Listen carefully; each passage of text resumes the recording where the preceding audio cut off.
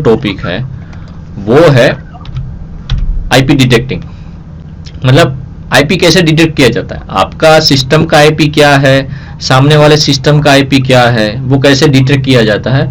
Just basic component concept, ठीक है ना, कि भाई कैसे आईपी को हम डिटेक्ट कर पाए ताकि हमको पता चल सके कि इंटरनेट पे इसका एड्रेस क्या है।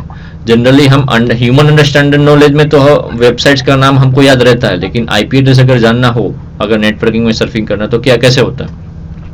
सो 2-3 कमांड्स हैं। पहले अगर हम खुद से सीखें, मतलब खुद का अगर सीखें इन द सेंस कि खुद का अगर हमको सिस्टम जो है हमारा एसेट, अगर उसका आईपी चेक करना हो तो कैसे किया जाता है, सामने वाली सिस्टम का कैसे आईपी चेक करना हो तो उसको नेटवर्किंग के कैसे किया जाता है हम बताएंगे। हमने एनमैप पे भी जाना था कि कैसे कोई वेबसाइट्स के थ्रू हम उसकी आईपी एड्रेस भी जान सकते हैं, वर्जन भी जान सकते हैं। तो एनमैप के बारे में हमने एनमैप के टूल के बारे में हम जान चुके हैं। आप स्क्रीन पे देख सकते हो आईपी कॉन्फिग, इफ कॉन्फिग, ये सारे जो 2 कमांड्स हैं वो लिनक्स और विंडोज के बेसिस पे है।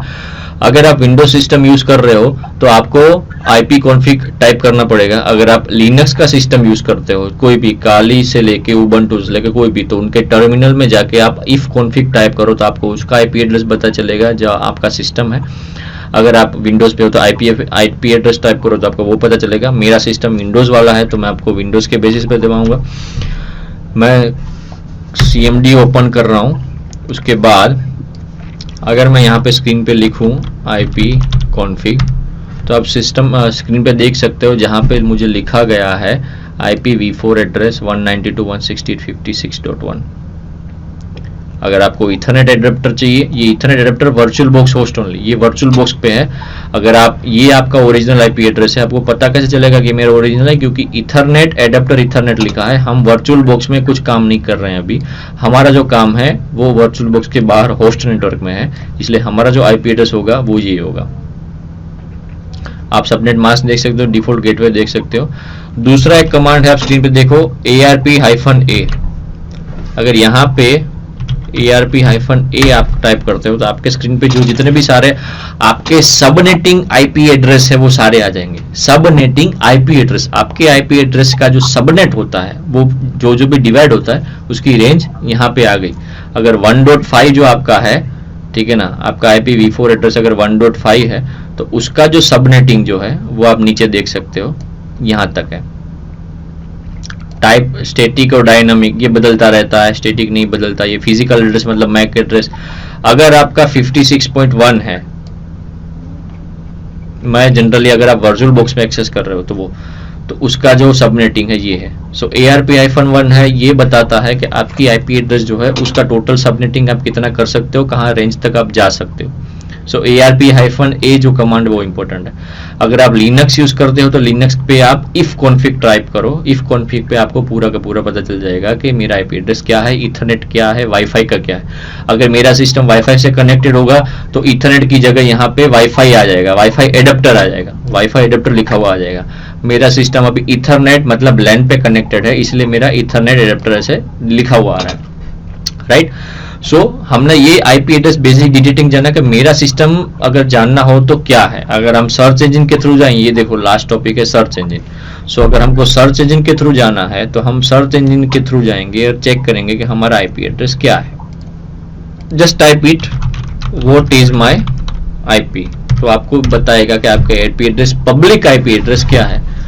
110.227.232.223 ये लॉजिकल IPv4 एड्रेस है, IPv6 नहीं है, ठीक है ना। ये आपका पब्लिक आईपी एड्रेस है। कोई भी इंटरनेट के थ्रू आप जाओगे तो इंटरनेट पे जितने भी सारे डिवाइसेस अवेलेबल है आप एक्सेस कर पाओगे और लोग वो सारे एसेट आपके आईपी एड्रेस को भी देख पाएंगे, ठीक है ना, कि ये आपके आईपी एड्रेस है।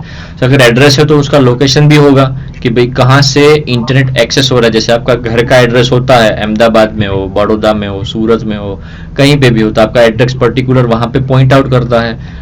यूजिंग पिन कोड के थ्रू हम देखते हैं कि पिन कोड कहाँ का एरिया का है, सूरत का है बता रहा था, सूरत के लोकेशन पे एड्रेस होगा। सो पिन कोड की जितनी अहमियत है इंपॉर्टेंट, वैसे ही आईपी एड्रेस की अहमियत है कि कौन से लोकेशन के से एक्सेस हो रहा है इंटरनेट, ठीक है। सो बहुत सारी ऐसी वेबसाइट है, उसमें से एक है व्हाट इज माय आईपी करके, जो आप देख रहे हो स्क्रीन पे। मैं आपको वहां पे जाके बताता हूँ। आप बहुत सारी वेबसाइट पे आप चेक कर सकते हो मेरा आईपी एड्रेस क्या है, उसका रेंज क्या है, सब कुछ, ठीक है ना। ये माई आईपी इंफॉर्मेशन आप देख सकते हो, मेरी जो आईपी एड्रेस है ये पब्लिक है, IPv6 not detected, location Madurai Tamil Nadu बता रहे हैं क्योंकि मेरा इथरनेट सर्फिंग वहां से हो रहा है। भारती एयरटेल लिमिटेड से मुझे इंटरनेट का एक्सेस दिया गया है, मेरा इंटरनेट सर्विस प्रोवाइडर है जो मुझे मेरे लैंड 1 सिस्टम के अंदर आईपी एड्रेस पहुंचा रहा है, वो भारती एयरटेल लिमिटेड कंपनी है, उसका है, ठीक है ना। सो होस्ट नेम ये जो है पूरा एयरटेल ब्रॉडबैंड से चालू हो रहा है, ब्रॉडबैंड के थ्रू मेरा नेटवर्क आ रहा है, ठीक है ना। पोस्टल कोड की जरूरत नहीं है, तमिलनाडु मदुराई से मुझे एक्सेस मिल रहा है वहां से इंटरनेट के थ्रू, ठीक है ना।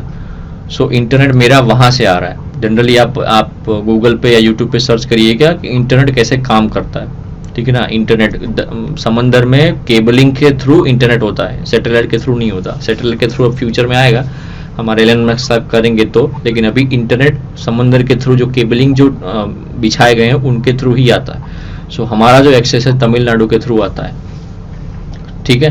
सो बेसिक डिटेक्टिंग टेक्निक है। अगर आप nmap टूल यूज करो तो nmap के थ्रू आप nmap फिर उसके बाद आईपी एड्रेस डाल दो, या nmap उसके बाद वेबसाइट डाल दो, nslookup उसके बाद वेबसाइट, nslookup कमांड डाल के फिर उसके बाद वेबसाइट का नाम डाल दो, तो आईपी एड्रेस पूरा आ जाएगा, ठीक है ना। कि उसका आईपी एड्रेस क्या है, पर्टिकुलर स्टैटिक आईपी एड्रेस वो बदलता नहीं है, वो स्टैटिक ही रहता है कि भाई वेबसाइट का आईपी एड्रेस स्टैटिक होता है। सो ये सारे आईपी एड्रेस डिटेक्टिंग के टेक्निक है। अगर आपको कोई वेबसाइट के थ्रू वेबसाइट की आईपी एड्रेस चाहिए तो nmap is a best tool for use. So nmap की प्रैक्टिस करते रहिएगा, nmap का कमांड सारे रन करिएगा ताकि आपको पता चले कि कोई भी वेबसाइट के नेटवर्क के अंदर हम आईपी एड्रेस कैसे पता कर पाए।